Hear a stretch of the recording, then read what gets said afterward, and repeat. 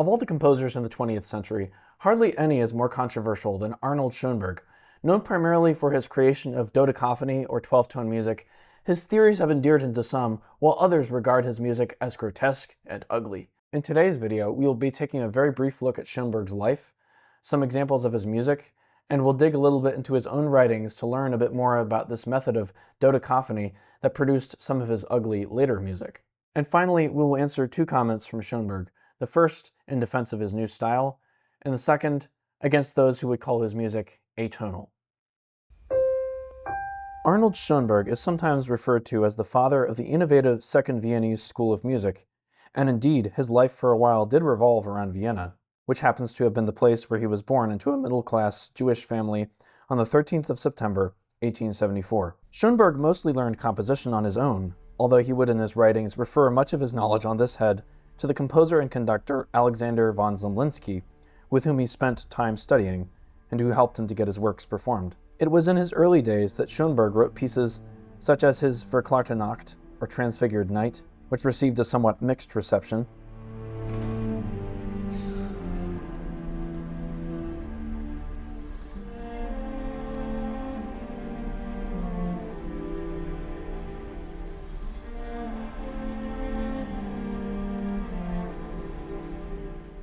It also began to write his three-part oratorio, Gurre-Lieder.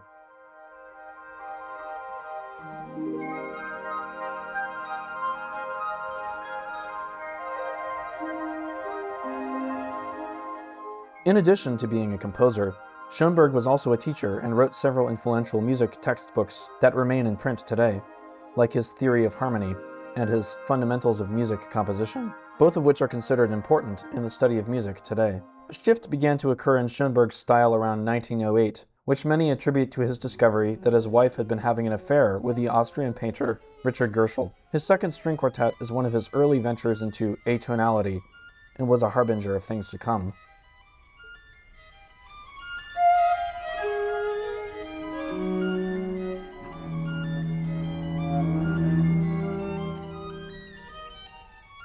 Another example of his work from this period of his life is his atonal treatment of some of the poems of Albert Guiraud's poem cycle, Lunaire.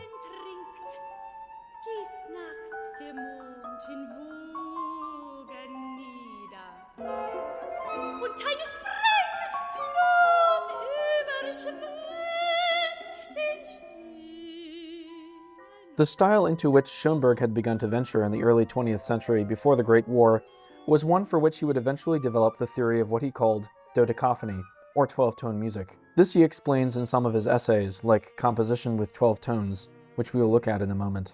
Because of the rise of Nazism in Germany, and thus an increase in dangerous anti-Semitism in Europe, Schoenberg, who had decided to return to the Judaism of his youth, decided to leave Europe and settled in the United States, where he was to teach music at both USC and UCLA. It was during this final period of his life that he wrote pieces like his Violin Concerto, Opus 36,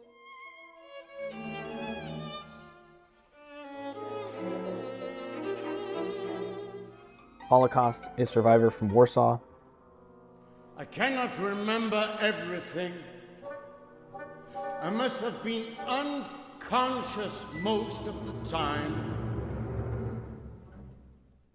His Piano Concerto, Opus 42.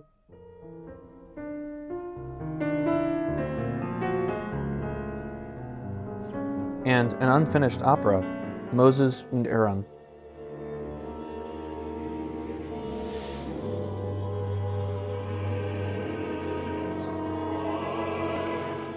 Schoenberg continued to live in the United States until his death on Friday, the 13th of July, 1951.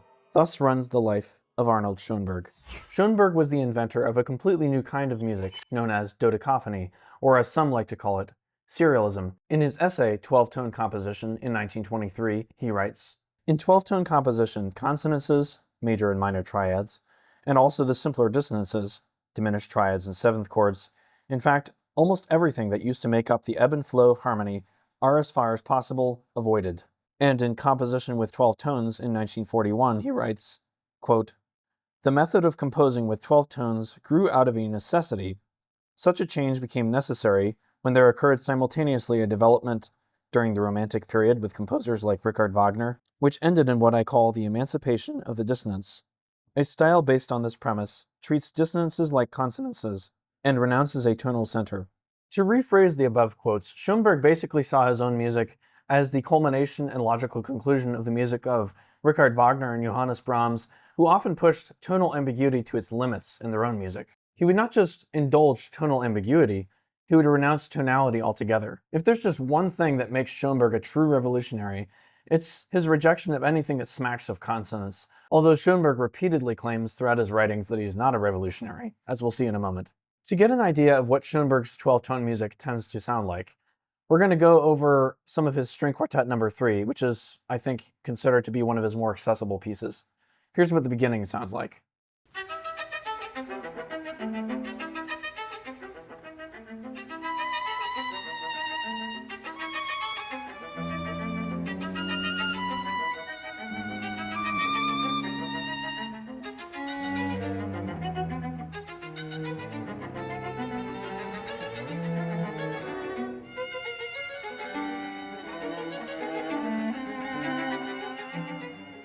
Now, whether you think this music is ugly or not, one thing at least should be clear. Schoenberg's music has not yet reached the point of just being plain old noise. It has a few characteristics that are worth mentioning.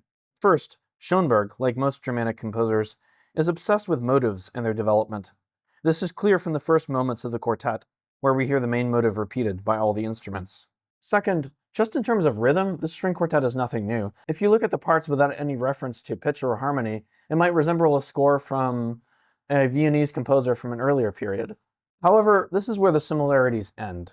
Schoenberg has deliberately avoided reference to any key whatsoever by avoiding consonants as far as possible, and this naturally produces disharmony among the instruments. The parts are constantly pitted against one another, at odds with one another. It seems like pretty much the only thing holding Schoenberg's music together is the tone rho. Since harmony has been totally destroyed, Schoenberg's mind has to latch onto something to provide a sense of order, and so he developed a rather arbitrary system in order to order the 12 tones of the chromatic scale in a completely new way. The result of Schoenberg's emancipation of the dissonance is that we are left with music that barely has an excuse to exist. It seems to beg the question, if dissonance has been emancipated, then why all this obsession with discipline and controlling it that Schoenberg displays? It seems a bit of an oxymoron, and I'm sure that Arnold Schoenberg students, at least some of them, must have asked themselves this question. That would be a good topic for a later video, but right now I want to read 2 comments from Arnold Schoenberg about his music and give my responses to them. First, Schoenberg insists throughout his essays that dodecaphony is not revolutionary at all, and is in fact a natural development in music. It is the logical conclusion of the music of Wagner, who was famous for his ventures into the realm of tonal ambiguity, especially in his music drama Tristan und Isolde. Now, I think that Schoenberg's claim is at best a half-truth. It is true that the music of the Romantics, especially Wagner, was tonally ambiguous and leaned in a direction that favored or at least seemed to justify Schoenberg's innovations. It is also true that composers before him were already experimenting with the tone rho, as we see, for example, here at the beginning of the Faust Symphony by Franz Liszt.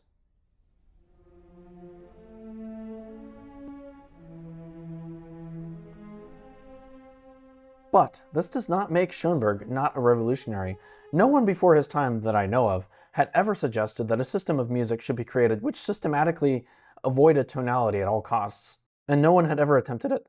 Therefore, Schoenberg was a revolutionary whether he would admit it or not. Second, Schoenberg many times expressed his distaste for the term atonal in connection with his music. He once wrote, "I find above all that the expression atonal music is most unfortunate. It is on a par with calling flying the art of not falling, or swimming the art of not drowning." In other words, he dislikes the expression because it is a negative definition, and a negative definition is no definition at all. The problem is that Schoenberg himself uses negative terms to define his music. He says that it avoids consonances as far as possible. Okay, then he should have no problem with other people defining his music in a negative manner and calling it atonal, unless he could find a way to give a positive definition for his own music. Although I'm not really so sure he can. If you think so, then let me know in the comments. Anyway, those are my thoughts on Arnold Schoenberg, the revolutionary. If I have a problem with some of his music, it's not because it breaks with a convention of some style from the past. Instead, it's because it rebels against the concept of tonality itself. I hope you got something out of this video. Please like and subscribe, and I'll see you next time.